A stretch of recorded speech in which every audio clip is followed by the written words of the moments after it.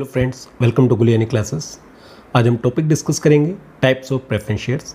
Let's start. Types of preference shares में one by one discuss करते हैं। सबसे पहला टाइप आता है cumulative preference shares. Cumulative preference shares वो शेयर्स होते हैं जिन पर अगर मान लीजिए कंपनी किसी वर्ष सफिशिएंट प्रॉफिट्स ना होने की वजह से उन्हें डिविडेंड ना दे पाए, तो क्या होगा कि ये जो डिविडेंड है वो नेक्स्ट ईयर्स के लिए, फ्यूचर्स के लिए कैरी फॉरवर्ड हो जाएगा।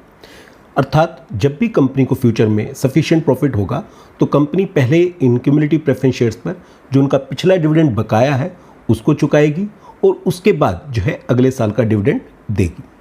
इसको हम एक एग्जांपल से समझते हैं।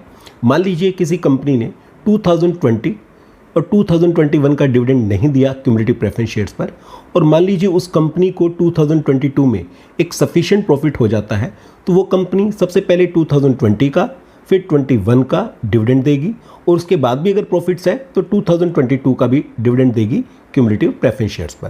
तो यानी कि इनका जो डिविडेंड है वो आगे कैरी फॉरवर्ड हो जाता है इन केस अगर उन्हें उस वर्ष डिविडेंड ना मिले। सेकंड टाइप आता है नॉन क्यूमुलेटिव प्रेफरेंस शेयर्स। जैसा इनका नाम है नॉन क्यूमुलेटिव, यानी कि ये क्यूमुलेटिव प्रेफरेंस शेयर से बिल्कुल अपोजिट है। अगर किसी साल कंपनी के पास सफिशिएंट प्रॉफिट्स नहीं है और उन्हें डिविडेंड नहीं मिलता, तो वो डिविडेंड जो है फ्यूचर के लिए कैरी फॉरवर्ड नहीं होगा, वो उसी साल मिलेगा। अगर मान लीजिए उस साल कंपनी के पास सफिशिएंट प्रॉफिट नहीं है तो वो डिविडेंड लैप्स हो जाएगा, वो फ्यूचर के लिए कैरी फॉरवर्ड नहीं होगा। थर्ड जो टाइप आती है वो आती है redeemable preference shares. Redeemable preference shares क्या होते हैं? देखिए, रिडीमेबल प्रेफरेंस शेयर्स वो शेयर्स होते हैं जिनका एक सर्टेन पीरियड ऑफ टाइम होता है, जैसे 8 साल 10 साल, यानी कि एक पर्टिकुलर पीरियड के लिए जो ये शेयर्स हैं वो इशू किए जाते हैं और उस पीरियड के समाप्त होने पर जो है उनका जो पैसा है वो वापस कर दिया जाता है। ये मैक्सिमम 20 ईयर्स तक के लिए इशू किए जा सकते हैं। इसके लिए ज़रूरी है जो कंपनी के आर्टिकल ऑफ एसोसिएशन है उसमें इस चीज़ के लिए परमिशन दी गई हो, अलाउ किया गया हो, यानी कि वहाँ पर इस चीज़ का कोई ना कोई प्रावधान होना जरूरी है। जब कंपनी जो है इन रिडीमेबल प्रेफरेंस शेयर्स को रिडीम करेगी, पेमेंट करेगी, तो उसके लिए भी कुछ कंडीशंस हैं कि उस समय जो ये प्रेफरेंस शेयर्स हैं वो फुल्ली पेड अप होने चाहिए, यानी कि उनके ऊपर कोई भी अभी बकाया पैसा नहीं होना चाहिए, अनकॉल्ड पार्ट नहीं होना चाहिए, यानी कि सारे के सारे पैसे प्रेफरेंस शेयर्स के रिसीव हो चुके होने चाहिए कंपनी के पास। और रिडीम किस अमाउंट से किया जा सकता है? जो कंपनी के पास डिविजिबल प्रॉफिट्स होते हैं उन डिविजिबल प्रॉफिट में से, या फिर रिडम्पशन के लिए, इस पर्पस के लिए कंपनी नए शेयर इशू करके उससे जो फंड्स आएंगे उससे जो है ये रिडीमेबल प्रेफरेंस शेयर्स को रिडीम कर सकती है। नेक्स्ट जो टाइप्स आता है that is irredeemable preference shares. बिल्कुल अपोजिट है रिडीमेबल से, यानी कि इनका कोई रिडम्पशन पीरियड, कोई सर्टेन पीरियड होता ही नहीं। ये कंपनी के लाइफ टाइम में कभी भी इनका जो पैसा है वो वापस नहीं किया जाता। इनका पैसा केवल और केवल कंपनी के लिक्विडेशन पे ही वापस किया जाता है, उससे पहले कभी भी वापस नहीं किया जाता।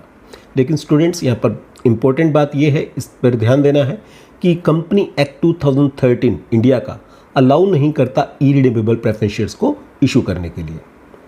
नेक्स्ट जो टाइप्स आती है वो आती है पार्टिसिपेटिंग प्रेफरेंस शेयर्स। जैसा इसका नाम है पार्टिसिपेटिंग, देखिए किस चीज़ में पार्टिसिपेट कर सकते हैं।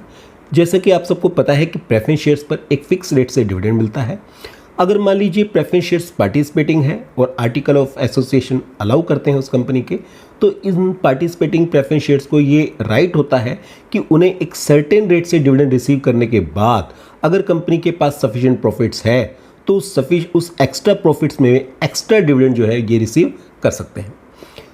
अब इसको हम एक एग्जांपल से समझते हैं। मान लीजिए एक कंपनी है, उसने प्रेफरेंस शेयर्स जो है पार्टिसिपेटिंग इशू किए हैं और उसके साथ एक टर्म्स और कंडीशंस लगाई है कि अगर मान लीजिए किसी वर्ष कंपनी के पास इतना प्रॉफिट्स हो जाता है कि पार्टिसिपेटिंग प्रेफरेंस शेयर्स जो है उनके जो फिक्स रेट ऑफ डिविडेंड है, मान लीजिए जो 8% है, 8% डिविडेंड देने के बाद और उसके बाद इक्विटी शेयर होल्डर को डिविडेंड, और इक्विटी शेयर होल्डर को अगर डिविडेंड जो है वो 40% तक दे दिया जाता है, तो उसके बाद भी अगर कंपनी के पास प्रॉफिट बचते हैं तो उस एक्स्ट्रा प्रॉफिट्स में से कुछ part in participating preference shares को दे दिया जाएगा। लेकिन वो तभी दिया जाएगा जब कंपनी के पास किसी साल बहुत ज़्यादा प्रॉफिट्स हो और इक्विटी शेयर को जो रेट दी गई है उस पर्टिकुलर मैक्सिमम रेट से डिविडेंड मिल जाए, तभी इनको जो है एक्स्ट्रा डिविडेंड दिया जाएगा। 6 जो आते हैं that is non participating preference shares. जैसा इनका नाम है। देखिए, इन्हें किसी भी एक्स्ट्रा प्रॉफिट्स में पार्टिसिपेट करने का राइट नहीं होता। जो प्रेफरेंस शेयर्स पे रेट फिक्स है, जैसे मान लीजिए 8% डिविडेंड रेट की फिक्स है, तो इन्हें मैक्सिमम टू मैक्सिमम 8% ही डिविडेंड मिलेगा, उससे ज़्यादा अमाउंट का डिविडेंड नहीं मिलेगा। नेक्स्ट जो टाइप्स आती है 7th, that is convertible preference shares. Convertible preference shares वो प्रेफरेंस शेयर्स होते हैं जिन्हें एक ऑप्शन दिया जाता है कि एक पर्टिकुलर पीरियड के बाद अगर वो प्रेफरेंस शेयर होल्डर चाहें तो वो अपने प्रेफरेंस शेयर्स को इक्विटी शेयर में कन्वर्ट कर सकते हैं। ध्यान रहे, ये उनके पास एक राइट है, एक ऑप्शन है। अगर वो चाहें तो तभी वो जो है इनको शेयर्स में कन्वर्ट कर सकते हैं, लेकिन इसके लिए भी ज़रूरी है कि कंपनी की जो आर्टिकल ऑफ एसोसिएशन है उसमें इस चीज़ का क्लोज डला होना चाहिए, प्रावधान डला होना चाहिए कि वो कन्वर्टेबल प्रेफरेंस शेयर्स इशू कर सकते हैं। और आजकल जो है एक और ऑप्शन भी आने लगा है कि कंपनियां फुल्ली कन्वर्टेबल की जगह वो पार्टली कन्वर्टेबल प्रेफरेंस शेयर्स भी इशू करने लगी हैं।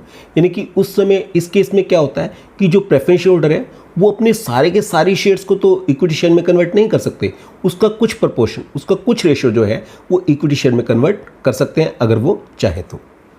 नेक्स्ट जो टाइप्स आते हैं that is non convertible preference shares. देखिए, ये बिल्कुल अपोजिट होते हैं। इन्हें ऐसा राइट नहीं होता कि वो अपने प्रेफरेंस शेयर्स को जो है इक्विटी शेयर में कन्वर्ट कर सकें। उनके जो शेयर्स हैं वो प्रेफरेंस शेयर्स थे और रिडम्पशन तक प्रेफरेंस शेयर्स ही रहेंगे। जब इनका रिडम्पशन पीरियड आएगा तब इनका जो पैसा है वो रिडीम कर दिया जाएगा। तो इन्हें ऑप्शन नहीं दिया जाता कि वो अपने प्रेफरेंस शेयर्स को इक्विटी शेयर में कन्वर्ट कर सकते हैं। दोस्तों, इस सब्सक्रिप्शन बटन को दबा के चैनल को सब्सक्राइब करना मत भूलिएगा। अगर आपने हमारा प्रीवियस वीडियो लेक्चर नहीं देखा है तो इस लिंक को क्लिक करके आप हमारा प्रीवियस वीडियो लेक्चर देख सकते हैं। साथ ही आप हमारे प्लेलिस्ट लिंक को क्लिक करके आप अब तक की हमारी इस टॉपिक से रिलेटेड जितनी भी वीडियोज़ हैं उन सबको देख सकते हैं। तो मिलते हैं दोस्तों एक नए वीडियो लेक्चर के साथ बहुत जल्दी। Thank you.